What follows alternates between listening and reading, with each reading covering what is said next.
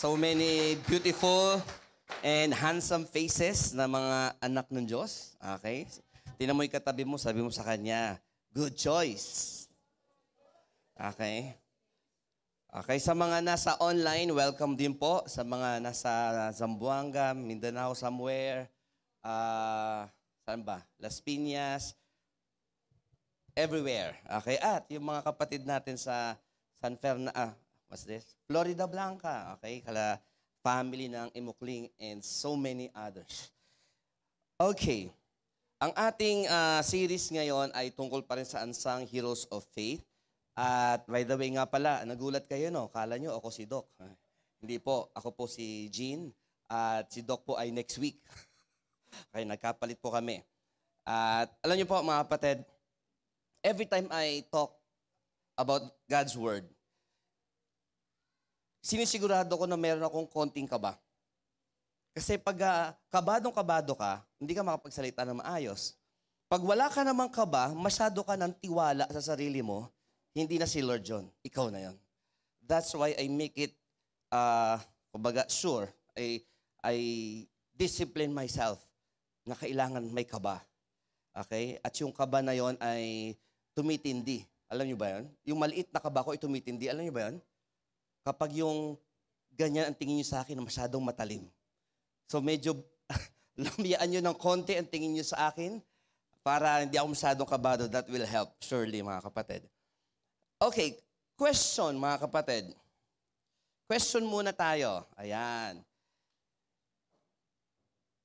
What does your family, okay, iniba ko pala.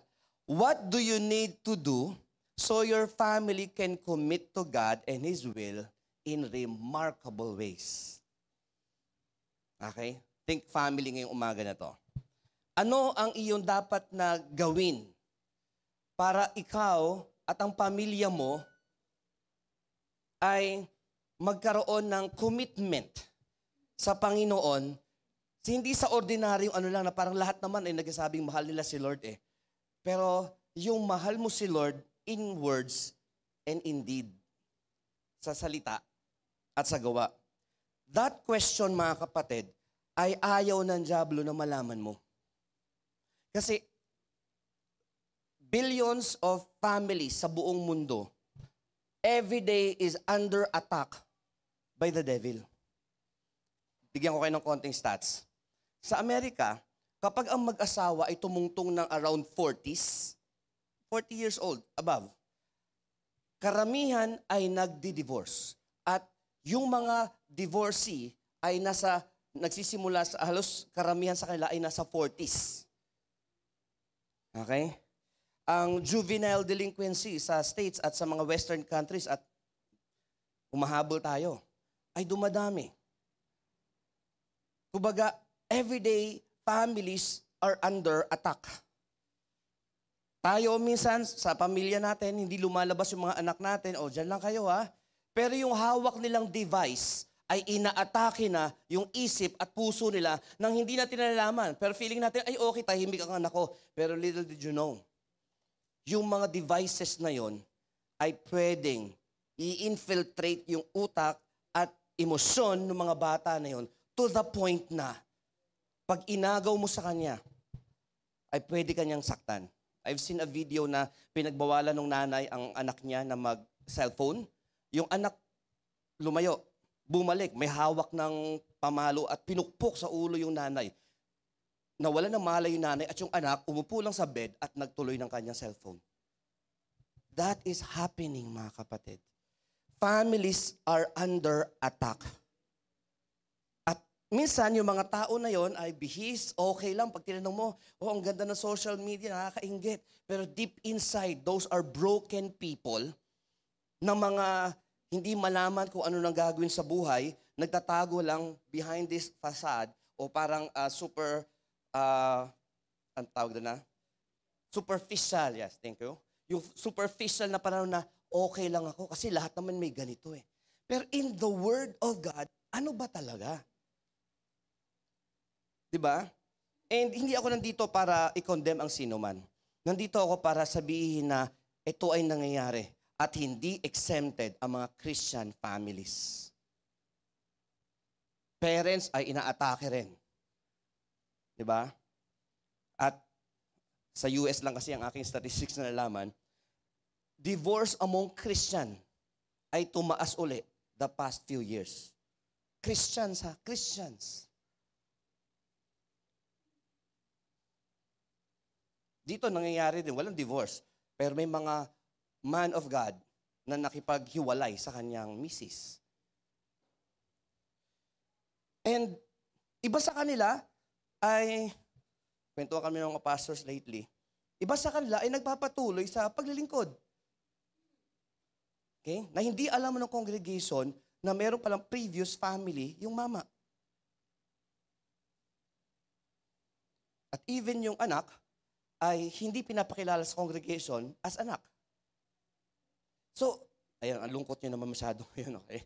Pag tawarin nyo po ako, masyado ko at ako'y napalungkot. Konting lungkot lang, ha? Pero gusto kong i-feel nyo ito before we continue. So, main idea, when parents obediently follow God, okay, obediently na follow pa, no?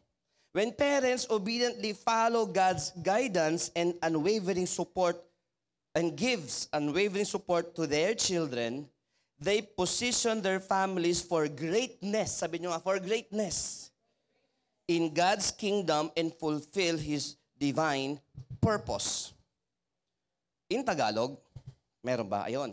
Kapag ang mga magulang ay masunuring sumusunod sa gabay ng Diyos at tapat na sumusuporta sa kanilang mga anak, inilalagay nila ang kanilang pamilya sa landas ng kadakilaan sa kaharian ng Diyos at natutupad ang kanyang banal na layunin.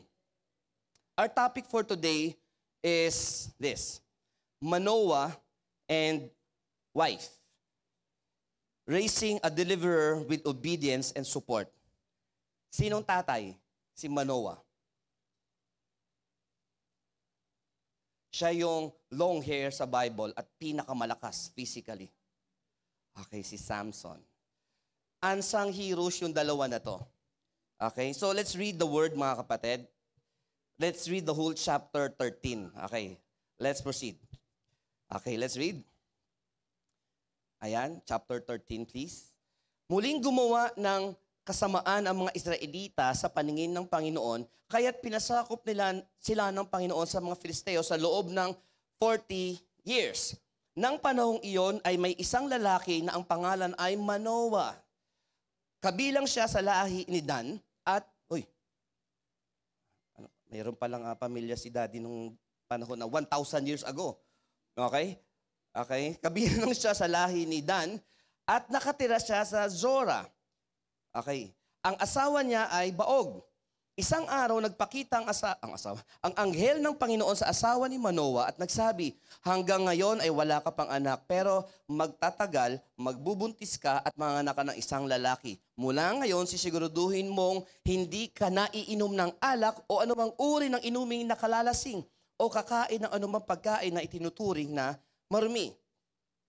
At huwag mong gugupitan ang buhok niya, sapagkat ang sanggol na isisilang mo ay itatalaga sa Diyos bilang isang Nazareo. Ililigtas niya ang Israel sa mga Filisteo. Pumunta ang babae sa kanyang asawa at sinabi, nagpakita sa akin ang isang kamanghamanghang lingkod ng Diyos na parang anghel. Hindi ko na itanong kung taga saan siya at hindi rin niya sinabi kung sino siya. Sinabi niya sa akin na mabubuntis ako at manganak ng lalaki. Sinabihan din niya ako na huwag iinom ng alak o anumang uri ng inumin na kalalasing o kumain ng anumang pagkain na itinuturing na marumi. Dahil ang sanggol na isisilang ko ay itatalaga sa Diyos bilang isang Nazareo mula sa kanyang pagkasilang hanggang sa mamatay siya. Next. Dahil dito, nanalangin si Manoah, Panginoon, kung maaari po pabalikin ninyo ang inyong isinugo nyo, ang taong sinugo nyo, para turuan kami kung ano ang dapat naming gawin sa anak namin kapag isinilang na siya. Pinakinggan ng Diyos ang panalangin ni Manoah. Muling nagpakita ang anghel ng Diyos sa asawa ni Manoah habang nakaupo siya nag-iisa sa bukid. Mabilis niyang hinahanap ang asawa niya at sinabi, Manoah, halika. Narito nga ang tao na nagpakita sa akin noong isang araw. Tumayo si Manoah at sumunod ang kanyang asawa. Pagkakita niya sa tao, tinanong niya, kayo ba ang nakipag-usap sa asawa ko? Sumagot siya, oo.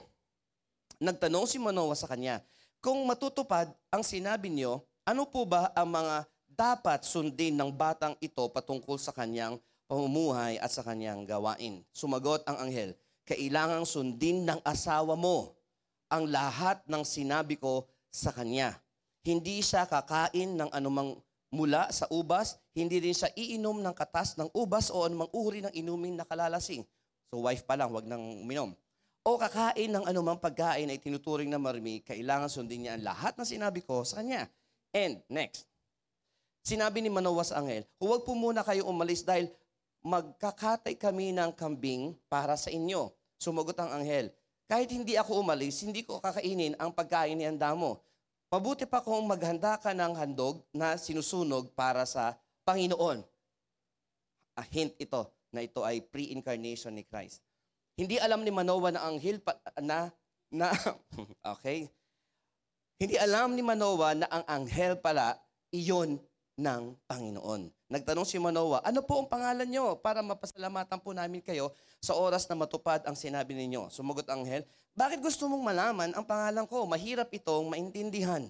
Pagkatapos kumuha si Manoah ng batang kambing at inihandog niya bilang pagpaparangal sa Panginoon at inilagay niya ito sa ibabaw ng altar sa bato para sa Panginoon. Habang nakatitig si Manoah at ang asawa niya, gumawa ang Panginoon ng kamangha-manghang bagay. Nakita nila ang anghel ng Panginoon na pumaitaas sa langit kasama ng naglalagablab na apoy. Dahil nakita nila, lumuhod sila, nagpatira pa sa lupa. Doon nila naunawaan na anghel nga iyon ng Panginoon. Mula noon, hindi na nila muling nakita ang anghel. Meron pa atayan. Sinabi ni Manoah sa kanyang asawa, tiyak na mamatay tayo dahil nakita natin ang Diyos. You see the flow of the story? Pero sumagot ang kanyang asawa, kung gusto ng Panginoon na patayin tayo, hindi sana niya tinanggap ang mga handog natin. Hindi rin sana niya pinakita sa atin ang himala o sinabi sa atin at ang tungkol sa sanggol. Dumating ang panahon na nanganak ang asawa ni Manoah, lalaki ang anak niya, at pinangalanan nilang, Samson. Pinagpala ng Panginoon ng sanggol habang lumalaki. Ang Espiritu ng Panginoon ay nagsimulang humilos sa kanya habang naroroon sila sa kampo ng Dan sa kalagitnaan ng Zora at Estaol. Is that all? Okay, next time, wala na yung 16. Now, puntahan natin mga kapatid. Kung papansinin natin, yung story na ito ay hindi masyadong alam kasi this was before pinanganak si Samson. Si Samson, kilala natin yon, di ba? Malakas, okay? Matipuno, mahaba buhok at talagang sa sobrang lakas niya, kaya niyang buhatin yung tunay-tuneladang pader from one place to another. Kilometro yun, milya-milya. At yung mama na to is so great na nakapatay ng libo-libong mga Filisteo in just one day, nung huling-huli ng buhay niya. Kilala natin siya, pero hindi natin kilala yung parents. Sa mga parents nandito ngayon, pagpupugay para sa inyong lahat. Okay, this is for you. And for the children na nandito, mga anak, na parents sila ay buhay pa, listen very carefully. This miraculous birth of Samson outlines the crucial role of parents. Okay? Hindi pa natin binasa yung chapter 14, chapter 15, chapter 16. Mamaya yung 16. Pero all along those 4 chapters, mga kapatid, nasa background lang yung mga parents. Sasabihan ni Samson, gusto ko ng magandang babae para mag-asawa ko. Yung parents ang naghanap. Ay, nakakita si Samson, sabi ng parents, dapat Hudyo ang kukunin mo, wag yung mga ganyan. Ay, hindi sinunod. Pero all along, nakasunod yung mga parents. They were supportive sa kanilang anak at obedient sa Panginoon. Okay, pakinggan niyo mabuti. Ang title lang ating topic ngayon is Raising a Deliverer with Obedience and Support. Tingnan natin yung dalawang word na yun. Ang obedience ay importante, especially sa pagsunod sa Panginoon, ang mga parents. At ang mga anak ay importante na sumusunod sa parents, lalo na kung sumusunod sila sa Panginoon. Pero as we can see, mga kapatid, minsan ang obedience ay hindi ayon sa pagsunod sa Panginoon. Susundin ko ang sarili ko, itong gusto kong buhay, malaya na ako sa parents ko, pakialamero kasi ang mga parents ko, that's why lalayo na ako sa kanila. At yung mga parents naman, kung alam ko lang, ikaw maging anak ko, sana inilaglag na kita. Okay? Sumagot yung anak. Kung alam ko, ikaw ang parent ko, hindi na sana ako lumabas. Okay? Hindi natin alam kung sino ang kakampihan natin doon. Pero we have mga families, mga kapatid, na nagkakagulo. Diba? A few months ago, merong tatay na nagtampo sa kanyang pamilya na ginamit ang social media para siraan ng kanyang misis, kanyang mga anak. Hindi ko na-mention yung pangalan. Alam niyo na yun. Gumanti yung anak at gusto ko itang mahalin bilang tatay ko pero you were not near us. Parang gano'n ang sinasabi. Since social media ang ginagamit mo, social media na rin ang gagamitin ko. Napuno na yung anak. Why that chaos sa loob ng pamilya? Bakit? May mga parents naman o mga anak naman, ganito mga kapatid. Nung buhay ang parents, hindi nagpapagabay. Okay? Ayaw. Ma, ako na, bahala sa buhay ko, malaki na ako. Nung namatay ang parents, nagtatanong, nagpipray, nanay, tatay, gabayan niyo po ako. Joke ba to? Nung buhay, hindi mo pinapakinggan. Nung namatay na, gusto mo mag-magic sila para magpakita sa'yo? Distorted na mindset. Yan ang kalalagayan ng society natin ngayon. And if you will listen very carefully, mga kapatid, this is the time na kailangan may mabago sa family starting with the parents. And of course, sa mga anak. God can use families to commit, families committed to His will in remarkable ways. So, tingnan natin. How can parents prepare their family for God? Okay? Yan ang pag-uusapan natin. And malungkot lang ako, may pangalan yung mister, pero walang pangalan yung wife. No offense, mga misis, pero hindi po binanggit ng Bible. Tinry ko pong hanapin, baka tinago lang sa Bible somewhere, binasa ko ng ilang beses, at sabi ko, wala talagang pangalan yung asawa. So, wag niyo po ako sisihin. Ako po ay nakabase lang sa Bible. Pero sabi nila, ang pangalan daw ng asawa ay None. Nan. Anyway, tuloy tayo. So how can parents prepare their family for God? Number 1, parents must prioritize obedience to God. Huwag kang magpapadala sa anak mo pag nagtatantrums yan at gusto niyang sundin mo siya. Pag nasa mall, gaganon-ganon. Diba? Para masunod. Tanda ko nung si Chief, mga 1 or 2 years old, ginawa sa amin yon, iniwan namin. Okay? Iniwan namin. Iyak siya ng iyak. Tapos pag tumigil kami, ano naman siya, iwan uli namin. Nung lumaki-laki na siya, pag nasa mall na kami, at gusto niya ng mga Hot Wheels niya, okay, mga 4 or 5 na siya nito, magtatanong yan, Pa, may pera ka ba pambili ng Hot Wheels? Pag sinabi kong wala anak, malungkot yan. Susunod-sunod yan. Pag different week, magsasabi naman yan, Pa, meron kang pambili ng Hot Wheels? Sabi ko, anak, dalawa, kumuha ka. Naku, hindi pa ako tapos magsalita, nawala na agad siya. Kuha siya ng Hot Wheels niya. At nakaipon siya ng Hot Wheels niya. At mapansin natin, mga kapatid, yung Gen Z, even ang mga millennials, okay? By the way, ilang taon na ang pinakamatandang millennial ngayon? 1990 ba ang mga millennials? Okay, nakalimutan ko ilagay dito. May mga generation kasi yan eh. Oo. Ang mga millennials, sila yung may technology na nung pinanganak. Kami, ano ba tawag sa generation natin? Before mag-millennial? Baby boomers. Kami, nagsimula kami sa low-tech at doon umusbong ang technology during our times. Nakita namin yung pinaka-low-tech na internet connection na 56 kbps. Isusumpa nyo ngayon yun. Pero gustong-gusto yung tunog. Pag nag-connect ka sa internet, sa mga nakaabot ng kbps, yung tunog nun, di ba? Hindi ko magaya eh. Ngayon, pag 30 Mbps na. Ang ano yun, umaangal pa iba. Kami, 56 kbps. Wala pang 1 Mbps. Yung parang pwede ka, mag-enter mo, magkape ka muna, matulog ka muna, pagbalik mo yan, meron na. Okay? Kaya yung mga bayaw ko noon na may mga high-tech na computer, pupunta ako doon. Nung nagkaroon ng computer sa bahay, ako talagang inaral ko ng husto. And I spent around 100 pesos a day nung panahon na yon para lang aralin siya sa computer shop. At nakita namin yon. And we, from low-tech to medium-tech, at ngayon, mas high-tech na. At noon, before that, sasabihin ko na generation namin, para makapag-research ka, pupunta ka sa library. Di ba?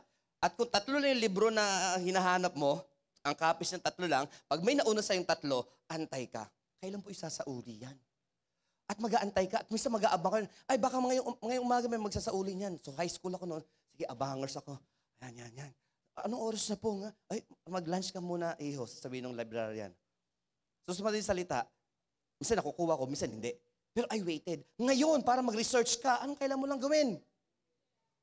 Pag-googlean mo lang ng panahon yan, meron nang lalabas. And sadly, sa mga panahon ngayon, may mga millennials at may mga generation din namin, at lalo na may mga generation alpha, na maski will of God, tinatanong kay Google. What? Pati will of God? Google, pwede na ba ako mag-boyfriend? Sabi ni Google, hindi pwede kasi boy ka. Oh, di ba? And that's a big question. Now, tuloy tayo mga kapatid. Okay, nasa na? Okay, where are you? There. So, next slide.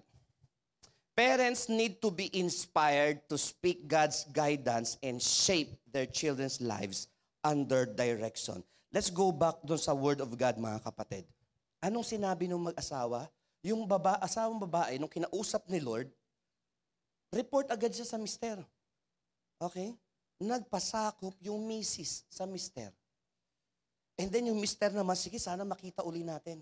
At nakita nga nila yung lingkod ng Panginoon, which is the Lord pala yun. Nagtanong siya, anong gagawin namin? So, for the second time around, narinig ng misis yung instruction. Yung mister, second time, pero una from his wife, pangalawa, from the Lord. Ang makikita niyo doon mga kapatid, tinatanong nila ang will of God kasi gusto nilang sundin. Pag hindi ka mabusisi sa Word of God at pabayaan mo na sa, ayun ba sinabi, ano ba topic kaninang umaga? Oo, maganda. Anong topic? Basta maganda. Okay? Hindi ka nag-note sa cellphone mo or something, o kahit na sa dami ko sinabi dito, meron ka lang isang sentence na take home, that's good. Pero kung hindi tayo mabusisi sa Word of God, papaano mo susundin ang Word of God? Tama? At kung tinutulugan mo ang Word of God, or busy ka, parents, we must prioritize. Kasi sa mga parents, para mabago natin yung mga anak natin, it starts with us. Anak, umattend ka ng church ha? Ikaw pa, okay na ako, matanda na ako, ikaw nila umattend na kasi dapat siyang gawin mo yan. Double ang message nun. Pero kung ang mister mismo at ang misis mismo bihis na at niyaya yung anak, that's a powerful message. At paano sinisira ng diablo ang mga families? Katamaran sa pag-attend sa church. Excuse me lang po. Katamaran sa pagbasa ng Bible. Thinking na alam ko na yan. Di ba? At don't worry mga kapatid, sometimes may ganyang mindset ako na parang alam ko na yan. Pero every time, kinukorek ako ng Panginoon. Okay? Ngayon mga kapatid, priority mo ba ang pagkilala sa Panginoon? O pag hindi ka busy, okay, pag busy ka, isang tabi na lang. Tapos pag nagka-problema ka, grabe iyak mo ka sa Lord. That's a different story. Pero again mga kapatid, parents needs to be inspired. Inspired ka ba sa Word of God? Wow, Bible study na naman. Ay, na-postpone ng Bible study. Ano ba yan? Si Pastor, ba't pinostpone ng Bible study? Diba? Bakit wala ka, Pastor, kahapon? Parang ang sarap na makarinig ka, pinapagalitan ka ng gano'n. No? Parang, more. Okay? Sa kabilang banda, that's sad. Number 2, mga kapatid. How parents prepare their family for God. Parents must support their children's calling. According sa chapter 13 pa rin, nagtanong sila ano yung mga utos ni Lord. Okay? Misis pa lang, bawal nang uminom ng kahit na anong inumin na galing sa ubas. Nanay pa lang ha? Bakit kaya nanay pa? Ba't yung tatay hindi pinagbawalan? Ha? No? O mga misis, kayo lang po tumigil, tuloy na namin yan ha? Ganun ba yon? Okay, wrong application. Kasi, kung anong niinom ng nanay, yun ang kinakain at niinom ng bata. Di ba? Sa tatay, wala masyadong dating yon, okay? Pero ganun pa man, I believe na sinuportahan nila. At basahin nyo ang mga chapters na to, talagang binusisi nila kung ano ba ang Nazirite, and then sinunod nila talaga. Read chapter 14, chapter 15, even yung love life ng kanilang anak, tinitingnan nila. Parents, okay? Medyo dapat pakialamero tayo sa love life ng mga anak natin. Diba? Ang tahimik ka. Mga anak, payagan nyo ang parents nyo na pakialaman ang love life nyo. Ako old school pa rin ako mga kapatid. Kapag gusto mong manligaw sa isang babae, pumunta ka sa bahay, huwag mo idaan sa text at sa kalsada. That's disrespect. Okay, I love you too. Tayo na, yay! Diba magkano? Dati piso isang text. Ngayon, anli na. So, ang mura naman, ang cheap naman ng pag-ibig mo. Diba? And sometimes, sasabihin natin bilang mga parents, ay okay lang, kasi kaibigan ko yung anak ko. Hindi ko sa tinuturing ng anak, kundi kaibigan. You're wrong. Hindi ka kaibigan ng anak mo. Ikaw ay magulang. Parang hindi masyadong magandang pakinggan, ano? Ikaw ay parent. Nature mo, calling mo na makialam. Amen ba? Jel. Oh. Yung mga nagdadalaga na dyan. Diba? Okay. Sino ba mas mahigpit sa inyong dalawa? Ikaw mas mahigpit. Ako, tingin pa lang ni Jel, tunaw na agad si Akersa. Okay? Pero, we need to support our children. Even yung calling who's this? Ni Samson, sinuporta ng parents. Hindi man dinetalye dito, pero from love life, kung saan pupunta, kung magtatanong siya, will ba ni Lord yung ganito? Nagtatanong si Samson sa parents. Pero minsan makulit lang talaga si Samson. Okay? Diba? Sumuway si Samson sa parents niya. Diba? Bagamat sa pagsuway ni Samson, nasusunod niya yung kalooban ng Diyos. Alam mo yun? Parang sumusuway siya sa Diyos at sa sobrang galit niya sa mga Philistines dahil hindi binigay yung babae na gusto niya, pinagpapatay niya. Will ni Lord na mawala itong mga Philistine army na to. Pero wrong motive si Samson, pero nasunod niya yung will of God. Dahil sa parents. You see? Next slide. Parental support is crucial in a child's growth towards fulfilling their potential and divine calling. Bakit crucial ang parental support, mga kapatid? Kasi ang parental support, brethren, is not just yung parang, kung ano yung gusto mo anak, ibibigay ko, kailangan mo ng pera. Ito, pera anak. Kailangan ko ganito. Sige, kahit saan mo gastusin yan. Dapat tinatanong natin, saan mo ginagastos yung pera mo? We ask them. And we tell them. Anak, ito lang budget natin. So, hindi pupunta tayo sa mall. Kaming family kami noon pag galing sa lalo na nung nasa Araneta Center pa tayo. Sa Dampa. Siyempre, dadaan ka talaga sa mall eh. Yung anak ko naman, tuwan-tuwa, dadaan na naman kami sa mall. Sabi ko, anak, dadaan lang tayo ng mall ha. Walang dadaan lang tayo. At minsan, okay, anak, pwede tayo ng ganito. Pag medyo bumabongga ng konti, anak, pwede tayong kumain ngayon dito sa fast food na to. Anak, gala tayo, anong gusto mo? Okay, pero not every time. Pero pag sinanay natin yung mga bata, lahat ng gusto nila, they become spoiled brat. At paano pag nagkapamilya, ang isang spoiled brat, magkakaroon siya ng spoiled children. Ay, kasi ako sinunod ng parents ko yung gusto ko, kaya anak, susundin ko rin lahat ng gusto mo. Pero ang tanong, na-spoiled mo ba yung bata o na-train mo siya at nasuportahan mo siya? Are you listening? Sa mga dalaga at binata rito, tingnan nyo na ang sarili nyo. May kausap ako minsan na isang kabataan na, I don't know, 19 years old. Okay? Kasama natin sa church. 19 or 20, hindi ko napapangalanan. At tanong ko agad sa kanya, anak, kailan mo planong mag-asawa? Bigla tingin sa akin. Kailan mo planong mag-asawa? Sabi niya, serious, pastor? Sabi niya, mga 25, 27, gano'n. Hindi ko alam eh. Sabi ko, tinanong kita kasi dapat magkaroon ka na ng perspective. Ano ang tamang marrying age? Ano ang tamang attitude parang isang babae o isang lalaki para mag-asawa na? O maglalaro lang tayo dito. Try natin. Yan ang sumisira sa society natin. I-try muna natin, live-in muna tayo, pag hindi mo bra, at least madaling maghiwalay. Ano yun? Ano ka, parang buy and sell ka? Okay? Pag binay mo ito, pero hindi mo gustuhan, sell ko na. Ano yun? Brethren, we need to realize na when it comes to obedience to the Word of God, crucial ang parents. Okay, huli na ba? Sa mga parents dyan, huli na ba? Hindi pa rin naman. May pag-asa pa. Pero ang tanong ko lang, mga kabataan, are you willing ba talaga to honor your parents?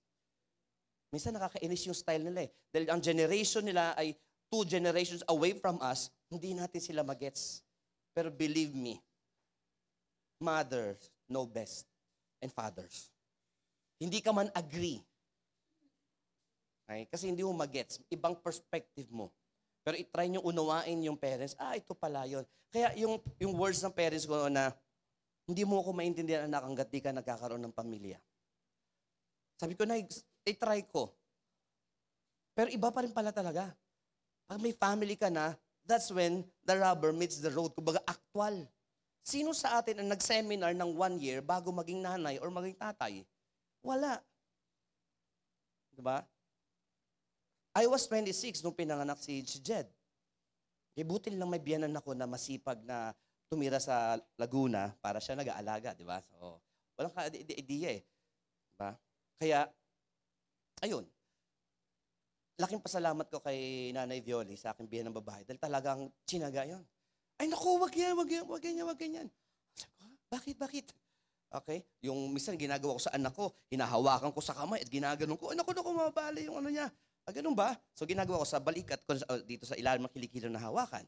Diba? Yung mga little things na yon pag kinorek ka, oo nga pala. Pero we don't know that. At sa paglaki din, ganun. Pero, magkaroon dapat ng tinatawag na nurture. This nurturing filled with faith and guidance towards God's promise showcases the powerful role of parents. Anong tawag sa mga parents ngayon? Sa iba, pag nasa ibang bansa o hindi wala sa family for how many years, 'di ba? Anong tawag doon? Kung may LDR. Okay? Anong tawag sa ganun? I forgot.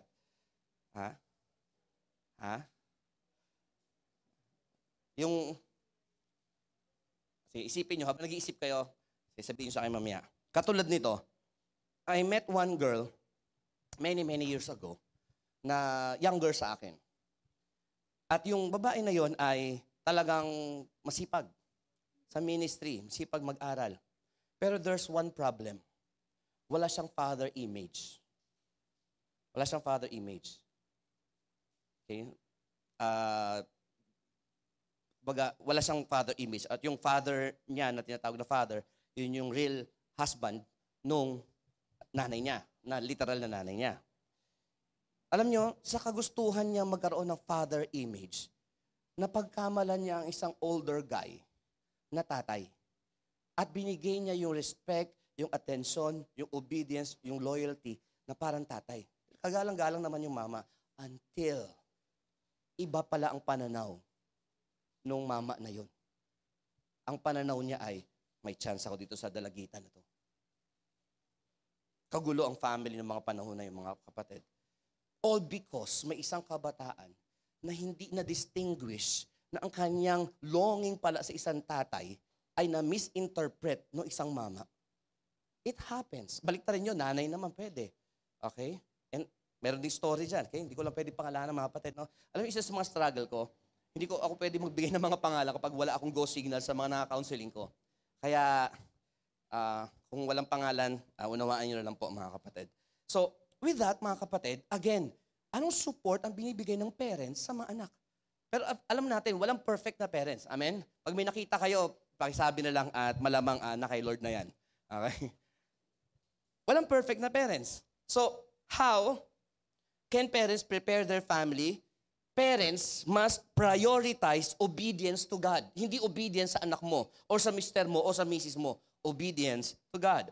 Number 2, parents must support their children's calling.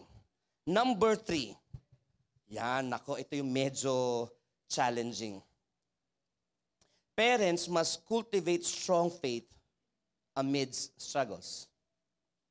Many years ago, few years ago lang pala, may isa akong reel na pinost na piniem ako ng isang kaibigan kong pastor. Sabi niya, ang tapang ng pagkakasabi mo. Sabi ko, ano ba yun? Sabi niya, ito yung link. Pinanood ko. At yung sinabi ko pala doon ay, ang mga kabataan ngayon are so weak. Sabi niya, hindi kayo masyadong ano yan. Sabi ko, sige, aralin natin, tingnan natin, masyado bang mali ba o ano? Sabi niya, okay naman eh. Pero hindi mo lang na-explain, bakit weak? Tingnan nyo. Inom muna ako. Tayo, na mga baby boomers, sanay tayo mabilad sa araw. Maputi ako noon, nabilad lang talaga, so hindi bumalik. So, pagpasensyahan nyo na po yung araw. Sanay tayo mapagod, pawisan, mag-amoy kalye. Minsan may mga kalaro ko, mga 12 years old na babae, mukhang dugyot. Ngayon mga kapatid, 7 years old pa lang, 5 years old pa lang, kala mo 18 years old. Why? Nung panahon namin, okay, tumatanda na talaga ako, mabalik ako sa panahon ko eh. Oo, dugyot. Magkalaro tayo. Dugyot yan. Okay, sino mga malapit-lapit sa generation ko dyan? Diba? Nasa kalsada tayo. Diba? Anak, kanina ka pa dyan sa labas, pumasok ka naman. Ngayon, baliktad na. Anak, kanina ka pa dito sa loob, lumabas ka naman. You see the generational gap at yung mga dilema. Pero high-tech man, mga kapatid, yung millennials, mga Gen Zs at Gen Alpha. Pero when it comes sa emotions, marami ang bagsak. Why? Tumataas ang suicide. Yung lungkot lang, depression na agad. Sabi, depression sa amin nun. Anong depression? Okay, malungkot ako, wala na. Kain tayo, punta tayo sa bukid. Ligo tayo sa ilog, wala na yung lungkot. Eh ngayon, nagsosolo yung mga kabataan. Nagkukulong sa kwarto at yung laptop ay talagang bumaon na yung keys dahil sa sobrang pindot. What happened, mga kapatid? Anong problema sa mga parents? Ayan, nagkikwentuhan na kayo, mga kapatid, no? Hindi ako nandito para i-down ang sino man, mga kapatid. Nandito ako para i-remind tayo, brethren, let's be guided by the word. Ikaw man ay kabataan, ikaw man ay parents. You need to go back sa word of God. Huwag kang magtiwala na umaattend lang ang anak mo sa church. Okay na yun. Active yung anak ko sa church. Gano'n. Don't believe that. And don't stay there. Talk with your children. Kamusta na siya? At minsan nangungulit yung mga kabataan, pagka kinakausap ko yung mga anak ko, minsan, ay papa, may ginagawa ako. No, kailangan pala tumiming talaga minsan. Di ba? So may time na kami ni Jedi, hatid ko yan every morning, halos every morning sa work niya. At may time, pag busy siya, busy din ako, hindi kami nagkakausap. Sa motor ko, sabi ko, anak, ganito, kumusta na ganito? Sabi niya, pa, kung kailan naman nasa motor tayo, hirap magkarinigan, tsaka mo ako kinakausap. Sabi ko, nga no. So next time, iba nang ginawa ko approach. We learn, mga kapatid. We learn. Kasi bakit? Next slide. Parental support. Parang pareho lang ha. Okay, basahin ko na lang. Hindi yan. Despite his struggles, si Samson, Samson's final act acknowledges the ingrained faith from his upbringing. Basahin natin yung chapter 16, mga kapatid. Okay, maiksi lang ito. Let's read very fast. Okay, chapter 16 po, pakibalik. Ang sabi dito sa chapter 16, verse 23, muling nagkatipon ang mga pinuno ng mga Filisteo para magdiwang at mag-alay ng maraming handog sa kanilang Diyos na si Dagon. Inilabas si Samson at tinanikala sa 2 poste. Tama? Alam yung story. So, bilisan natin. Sabi rito nila, Kaya pinalabas si Samson sa bilangguan at nang makita ng mga tao, si Samson, pinuri nila ang kanilang Diyos. Napabagsak natin yung sakit ng ulo natin na mama na to na sinusuporta ng parents niya. People sometimes see you as that. Threat sa kanilang mga masamang ginagawa. Don't be. At ang sabi rito, pinagtagumpay tayo. At nang wasak sa lupain natin at pumatay ng marami sa atin, pinatayo nila si Samson sa gitna ng dalawang haligi at ginawang katatawanan. So, diyan pala nag-umpisa ang tinatawag na comedy bar. Okay, si Samson palang unang-unang stand-up comedian. Next verse, sinabi ni Samson sa utusan at na nag-akay sa kanya. By this time, si Samson ay, bulag na siya. No, bulag na siya. Pahawakin mo ako sa haligi ng templong ito para makasandal ako. Siksikan ang mga tao sa templo, naroon ang lahat ng mga pinuno ng mga Filisteo. Sa bubungan ay may 3,000 katao, lalaki at babae. So madami yan. At ang prayer ni Samson, tingnan yung prayer ni Samson bilang pagpapatunay na natuto rin siya sa parents niya na makulit. Hindi nga lang siya ganun ka-obedient. Pero nataniman siya ng parents niya. Na nung time na wala yung parents niya, si Samson humugot ng mga naiwan ng parents niya sa kanya. In spite of his disobedience, this time, susunod na ako. You see? Kaya sa mga makukulit na parents, go lang, mangulit tayo. Kumapit si Samson sa dalawang haliging nasa gitna ng templo at nakatukod sa bubungan nito.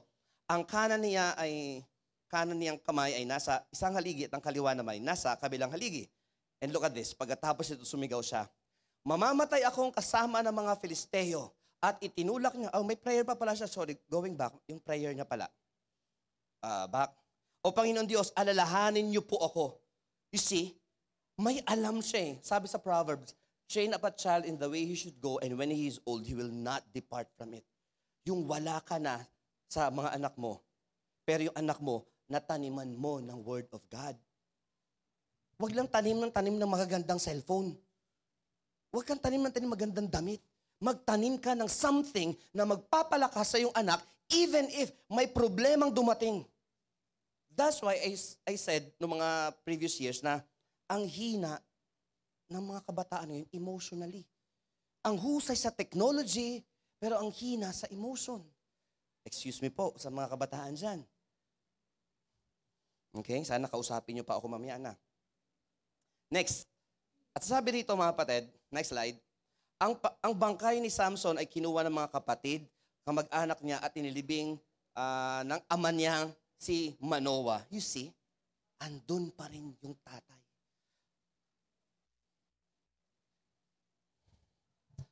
As a pastor mga kapatid, it breaks my heart. Kapag may tinatawag na, naalala ko na, mga absentee parents. Yung supplied ang mga pangangailangan financially, pero emotionally hindi. Pero lamang ang mga generation ngayon. Anytime, pwede mo kausapin ang parents mo pag nasa abroad. Sa amin, ang mahal. Kailangan pang pumila sa mahabang pila para makausap ko ang tatay ko ng 3 minutes, 600 pesos. Noon yun teenager ako. Ngayon, konting load lang at may internet ka na lalo, makakausap mo na. So mas madali ang connection. Kaso nga lang, yung magkakalayo, pinaglalapit.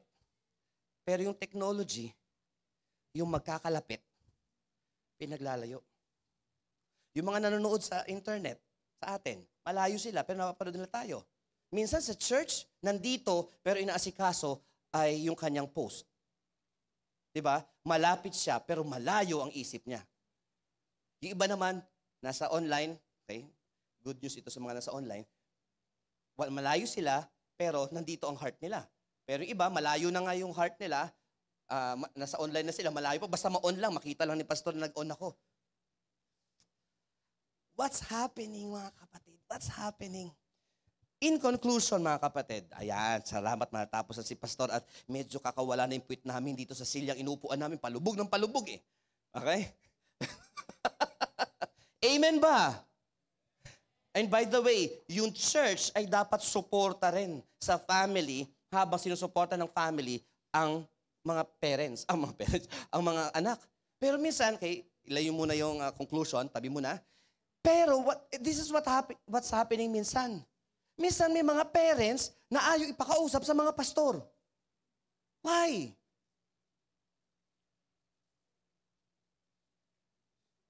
And for the past decades ng buhay ko, even when I was younger, yan ang lungkot ko. Okay naman siya, pastor, no need na makausap. It breaks my heart, mga kapatid. Lalo na pag nakikita mo na hindi naman naging okay. Yan ang nagpapabasag sa puso ko, mga kapatid, na how I wish na hindi, Lord, pwede bang spare mo na ako sa ganyan? Pag ay mga parents, di bahala sila sa buhay nila. Ba't mo ba bibigyan ng damdamin na pag nakikita ko yung bata in this array, masasaktan ako? Lord, tanggalin mo sa akin yung sakit na to. Sila nag-decide na, hindi ako. Pero bilang pastor, mga kapatid, it has been given to me yung burden na yun. So in conclusion, yan, totoo na to. Conclusion. Okay, yung Tagalog na lang. Ang pagsunod sa Diyos ay may malaking epekto hindi lamang sa ating buhay, kundi pati na rin sa mga susunod na henerasyon. Kailangang aktibong hanapin ng mga magulang ang kalooban ng Diyos para sa kanilang mga anak at dapat suportahan ng mga magulang ang kanilang mga anak where? Sa pagtupad ng kanilang tadhanang mula sa Diyos sa kabila ng lahat ng mga pagsubok o hamon. Sa mga may apo na, okay? Reach out sa inyong mga apo. Okay? Bagamat ang mga lolo't lola minsan konsentidor. Okay? Ayaw pa binigay ng tatay mo? Oh, eto, wag mo sabihin, binigay ko sa'yo O, di ba, konsentidor minsan? Okay? Pero that's fun minsan. Pero yung generations to the next generation to the next generation, this must happen. And you parents, we are unsung heroes of faith kung tayo ay susunod sa kalooban ng Diyos. Palapakan natin ang Panginoon.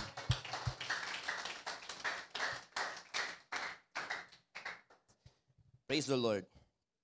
Heavenly Father, we are amazed, Lord.